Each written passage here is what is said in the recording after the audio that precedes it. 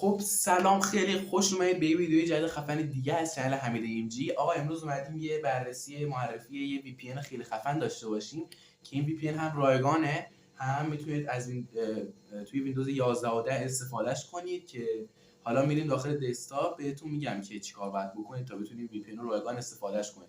این وی پی ان نه اشتراکی میخواد نه هیچ چیزی، سرور کشور خودمون هم بعضی موقع داره که حتی من به اون وصل شدم و چیز کردم و رفتم توی یوتیوب و اینا چرخیدم. پس اگه تو هم بخوای توی یوتیوب، اینستاگرام، توییتر، ایکس، هر جایی که بخواد بچرخی وی پی ان نداری برای ویندوز که استفاده کنی، مشکل داخل این ویدیوه. پس تا آخر ویدیو دیدی و این ویدیو به کارت اومد و راضی بودی این ویدیو به کارت اومد وی پی ان، حتما چنل من سابسکرایب کن. چنل تازه تاسیسه، امیدوارم که ببینم بقیه این ویدیو و چنل من سابسکرایب بکنن. آموزش‌های خیلی خفن تری میذارم، گیم پلی، تست درایو ماشین و کلا چنل از همه نوع هست. و بزن بریم سراغ دسکتاپ.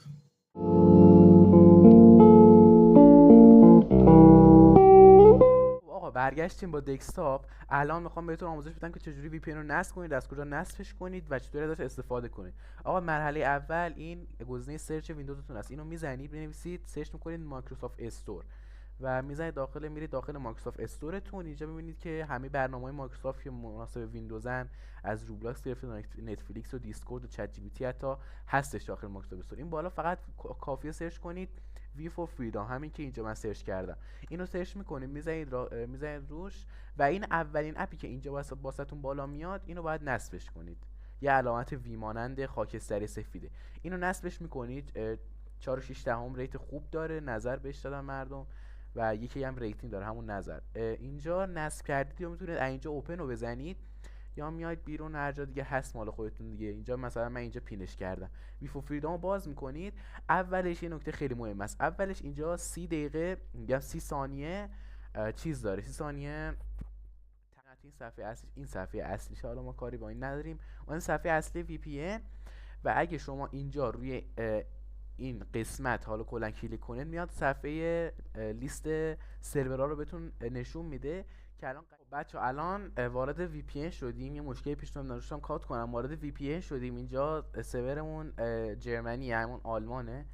روش کلیک میکنیم فقط وارد یوتیوب میشیم. الان یوتیوب رو ببینیم میاره بالا، وارد یوتیوب میشیم. بچه هر موقع که این سرور وصل نشد، خب عادیه که وصل نشه اولش، بعد اینو قطع میکنید. شما مثلا سرورها که پنل و اینا دارن، مثلا اینا که مال تلگرامن و اینا رو کانکت میکنین بهشون، اینا رو بهشون کانکت میکنید. خب سرور الان ما باید به این سرور کانکت بشیم تا بیاره بالا واسمون یوتیوب. الان یوتیوب راحت اوورد بالا، خیلی ساده، خیلی ساده یوتیوب واسمون اوورد بالا. این بود از این آموزش. ببینید چقدر راحت و ساده با بالاترین سرعت. اینم از این وی پی ان و امیدوارم که این آموزش خوشتون اومده باشه. اگه این وی پی ان به دردتون خورد، این تنها وی پی ان خفنه فکر کنم برای ویندوز بعد از ویتوری و اینا.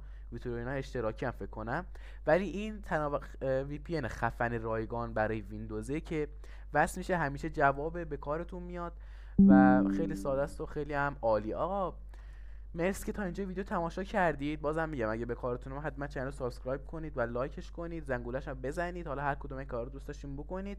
و وقتی ازتون نمیگیره واقعا این کارو، ولی خب یه دنیا حمایت از من. آقا خوشحال شدم تا اینجا ویدیو تماشا کردین، خیلی دوستتون دارم.